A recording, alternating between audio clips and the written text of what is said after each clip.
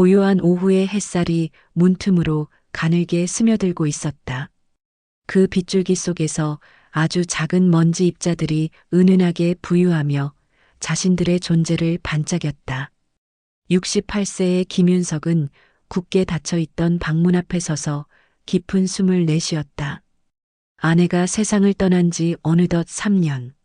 아내의 온기가 희미하게 남아있는 이 방을 정리하는 것은 억겁의 시간을 마주하는 것처럼 여전히 무겁고 어려운 일이었다. 망설임 끝에 문고리를 잡고 돌리자 멈춰있던 시간의 냄새가 훅 끼쳐왔다. 방 안은 마치 시간이 박제된 공간 같았다. 창가에는 낡은 나무 상자 하나가 세월의 덮개를 뒤집어 쓴 채 덩그러니 놓여 있었다. 윤석은 홀린 듯 상자로 다가가 조심스럽게 뚜껑을 열었다. 그 순간 낯선 기억의 파편이 그의 눈에 들어왔다. 먼지 쌓인 상자 안에는 한 번도 본 적 없는 손때 묻은 낡은 호떡? 누르개와 함께 고운 노란색으로 빛이 바랜 편지 뭉치가 들어 있었다. 누구의 것일까? 아내의 물건이라고 하기엔 너무나도 생소했다. 떨리는 손으로 가장 위에 놓인 편지 한 장을 집어들었다. 희미해진 글씨 위로 먼지를 살며시 털어내자 잉크가 번진 또렷한 한 문장이 그의 심장을 파고들었다. 사랑하는 윤석에게 우리 머리가 하얗게 샌 뒤에도 함께 따뜻한 호떡을 구워 먹자. 그 문장을 읽는 순간 50년이라는 아득한 세월을 뛰어넘어 잊고 있던 이름 하나가 가슴 속에서 터져 나왔다. 은희, 그의 첫사랑이었다. 빛바랜 필름처럼 1978년의 겨울이 눈앞에 선명하게 펼쳐졌다. 대학 도서관의 낡은 책 냄새, 창밖으로 보이던 하얀 눈발, 그리고 그 속에서 입김을 호흡 불며 웃던 그녀의 얼굴. 주머니는 늘 비어 있었지만 마음만은 세상 누구보다 따뜻했던 시절이었다. 금방이라도 쓰러질 듯한 단칸방에 마주 앉아 프라이팬 위에서 노릇하게 익어가는 호떡을 뒤집으며 함께 웃던 기억, 뜨거운 설탕물에 입천장을 데워가며 나눠 먹던 그 달콤한 온기가 혀끝에 되살아나는 듯했다. 하지만 그들의 사랑은 견고한 현실의 벽 앞에서 힘없이 식어버렸다. 지켜주겠다는 약속도, 함께 늙어가자는 맹세도 결국 지키지 못한 채로 그렇게 헤어져야만 했다. 상자 안의 호떡 누르개는 그 시절에 따뜻했던 약속이자 동시에 시리도록 아팠던 기억의 증거였다. 한참을 회상에 잠겨있던 윤석은 편지를 가슴에 품은 채 나직이 의졸였다. 은희, 너는 지금 어디에서 어떻게 지내고 있을까? 공허한 방 안에 그의 목소리가 메아리쳤다. 더 이상 과거에만 머물러 있을 수는 없었다. 이 편지가 왜 아내의 방에 있었는지는 알 수 없지만 한 가지는 분명했다. 멈춰버린 자신의 시간을 다시 흐르게 해야 한다는 것. 그는 수화기를 들어 고향 친구에게 전화를 걸었다. 수소문 끝에 친구는 은희가 남편과 사별하고 지금은 서울에서 홀로 지내고 있다는 소식을 전해주었다.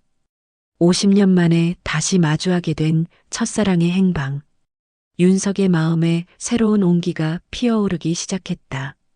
약속 장소는 시간의 흐름이 더디게 느껴지는 오래된 식당이었다. 삐걱이는 나무 문을 열고 들어서자 짙은 내부 향과 낡은 의자의 냄새가 뒤섞여 그를 맞았다. 창가 구석자리에 50년의 세월을 고스란히 얼굴에 새긴 한 여인이 먼저 와 앉아 있었다. 은희였다. 윤석은 잠시 걸음을 멈추고 그녀를 바라보았다. 찰랑이던 검은 머리는 설이 내린 듯 희끗해졌고 팽팽하던 뺨에는 강물처럼 깊은 주름이 자리 잡고 있었다. 하지만 창밖을 바라보는 그 고요한 눈빛만큼은 도서관, 책장 사이에 숨어 자신을 바라보던 20살의 그녀를 떠올리게 했다. 그가 다가가 맞은편에 앉자 은희는 비로소 고개를 돌렸다. 서로의 얼굴을 마주한 두 사람은 한동안 아무 말도 하지 못했다. 아득한 세월이라는 보이지 않는 강이 그들 사이에 흐르고 있었다. 먼저 정적을 깬 것은 윤석이었다. 오래간만이야. 그의 목소리는 젊은 날의 패기 대신 묻어난 세월의 결을 담고 있었다. 은희는 희미하게 미소 지으며 화답했다. 그래, 오래간만이야. 그 짧은 인사말 속에는 미처 전하지 못했던 수만 가지의 안부와 회한, 그리고 반가움이 모두 녹아 있었다. 어색한 침묵을 깨기 위해 윤석은 가져온 낡은 나무 상자를 열어 호떡 누르개와 반죽, 속 재료를 꺼내 놓았다. 작은 버너 위 프라이팬이 달궈지자 기름 두른 팬 위로 동그란 반죽이 올라가며 기분 좋은 소리를 냈다. 마치 50년간 꽁꽁 얼어붙어 있던 그들의 시간도 함께 따뜻해지는 것만 같았다. 고소하고 달콤한 냄새가 다방의 공기 속으로 부드럽게 퍼져나갔다. 그 모습을 가만히 지켜보던 은희가 나지막이 입을 열었다. 너 아직도 이걸 간직하고 있었구나. 그녀의 목소리는 기억 속 음방울처럼 맑고 청아한 소리는 아니었지만 세월이 내려앉은 차분함으로 윤석의 마음을 따뜻하게 어루만졌다. 그들은 노릇하게 익어가는 호떡을 뒤집으며 흩어져 있던 서로의 인생 조각들을 하나씩 맞추어 나가기 시작했다. 은희는 젊은 날의 상처를 잊기 위해 떠났던 낯선 땅에서의 이민 생활과 먼저 세상을 떠난 남편을 보내고 홀로 맞아야 했던 기나긴 노년의 외로움에 대해 담담히 이야기했다. 윤석 역시 번번이 실패로 돌아갔던 사업의 고단함과 아내와 함께 자식들을 키우며 가장의 무게를 짊어져야 했던 버거운 날들을 털어놓았다. 서로의 삶에 깊게 팬 상처와 주름들을 확인하며 그들은 서로를 위로하고 또 위로받았다. 함께하는 시간이 쌓여갈수록 젊은 날의 풋풋한 설렘과는 다른 서로의 아픔을 보듬어주는 깊고 단단한 유대감이 그들 사이에 조용히 생겨났다. 하지만 그 온기 가득했던 시간은 현실의 문턱에서 차갑게 식어갔다. 늦은 밤 집으로 돌아온 윤석을 맞이한 것은 아들의 싸늘한 시선이었다. 아버지, 어머니가 돌아가신 지 3년도 안 됐는데. 아들의 목소리에는 원망과 배신감이 날카로운 가시처럼 박혀 있었다. 가족들의 냉담한 반응은 이제 막 새로운 온기를 찾아 나선 윤석의 마음에 무거운 돌덩이를 올려놓았다. 50년 만에 다시 찾은 따스함은 현실이라는 차가운 뒷맛을 남기고 있었다. 창밖에는 차가운 가을비가 하염없이 내리고 있었다. 빗방울들은 유리창에 부딪혀 제각각의 모양으로 흘러내리며 마치 세상의 모든 슬픔을 담은 듯한 길고 짧은 흔적들을 남겼다. 은희의 작은 아파트, 낡은 식탁 위에는 그들이 함께 굽던 호떡들이 어지럽게 놓여 있었다. 너무 세게 누르다 속이 터져 나와 새까맣게 타버린 호떡들은 위태롭게 이어지고 있는 그들의 오늘을 닮아 있었다. 무겁게 가라앉은 공기 속에서 반세기 동안 묻어두었던 오래된 상처가 골마 터진 고름처럼 흘러나왔다. 재회의 기쁨도 잠시 그들이 마주한 것은 서로의 마음속 깊은 곳에 웅크리고 있던 원망과 회한의 그림자였다. 한참의 침묵 끝에 은희가 먼저 입을 열었다. 그녀의 목소리는 빗소리에 섞여 겨우 들릴 만큼 가늘게 떨리고 있었다. 왜 그때 나를 찾지 않았어?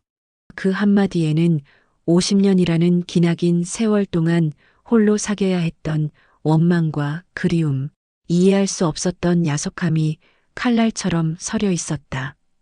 윤석은 차마 그녀의 얼굴을 마주보지 못하고 창밖을 때리는 빗줄기에게 시선을 고정했다. 그의 어깨가 무겁게 내려앉았다. 변명처럼 들릴까 혹은 비겁하게 느껴질까 두려워 차마 꺼내지 못했던 말을 그는 더 이상 삼킬 수 없었다. 가난이 무서웠어. 내가 나와 함께라서 불행해질까봐. 지독했던 가난은 청년 윤석에게 떨쳐낼 수 없는 족쇄이자 공포 그 자체였다. 사랑하는 여인에게 가난을 대물림하고 싶지 않았던, 그래서 그녀의 행복을 위해 스스로를 그녀의 삶에서 지워버렸던 어리석고 서툰 선택이었다. 하지만 그 선택이 은희에게 얼마나 깊은 상처를 남겼는지 그는 이제야 희미하게나마 짐작할 수 있었다. 그날 그들의 손에서 구워진 호떡은 유난히 자주 속이 터지고 까맣게 탔다. 너무 익히거나 반죽을 제대로 여미지 못해 달콤한 설탕물이 뜨거운 팬 위로 새어 나와 연기를 피우며 타들어갔다. 마치 위태롭게 흔들리는 그들의 마음처럼, 감춰왔던 감정이 터져나오는 그들의 관계처럼 따뜻해야 할 호떡은 자꾸만 까맣게 타들어갔다. 은희의 눈가에 맺힌 눈물방울이 턱을 타고 흘러 테이블 위로 툭 떨어졌다. 윤석은 더 이상 침묵할 수 없었다. 그는 타버린 호떡들을 옆으로 밀어두고 새로운 반죽을 조심스럽게 빚기 시작했다. 터져나오지 않도록 꼼꼼하게, 타지 않도록. 정성을 다하는 그의 손길은 마치 잃어버린 지난 시간을 보듬으려는 그의 간절한 의지처럼 보였다. 그리고 그는 마침내 은희의 젖은 눈을 똑바로 바라보며 말했다. 이번 생에는 절대 다시 놓치지 않을게. 50년을 돌고 돌아 비로소 내뱉은 진심이었다. 더 이상 현실의 벽 앞에서 도망치지 않겠다는, 남은 생을 온전히 당신 곁에서 지키겠다는 굳은 맹세였다. 그 한마디에 반세기 동안 단단하게 쌓아 올렸던 은희의 마음의 둑이 와르르 무너져 내렸다.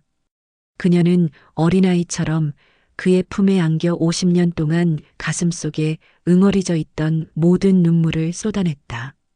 그 눈물은 원망이자 그리움이었고 또한 용서이자 새로운 시작의 신호였다. 자식들의 거센 반대와 주변의 차가운 시선은 여전히 그들을 향해 있었지만 더 이상 두렵지 않았다. 그들은 서로의 상처를 보듬고 남은 생을 함께하기로 굳게 결심했다. 며칠 후 윤석은 자신의 짐을 꾸려 은희의 작은 아파트로 들어갔다.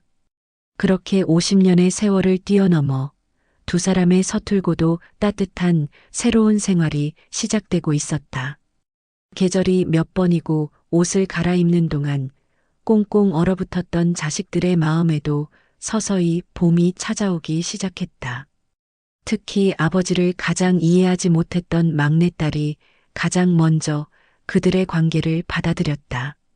어느 저녁 집으로 찾아온 딸은 윤석의 손을 잡고 조용히 말했다. 아버지, 행복하게 지내세요. 그 한마디에 윤석은 그간의 서러움과 미안함이 눈 녹듯 사라지는 것을 느꼈다. 굳건했던 반대의 벽에 작은 문이 열리는 순간이었다.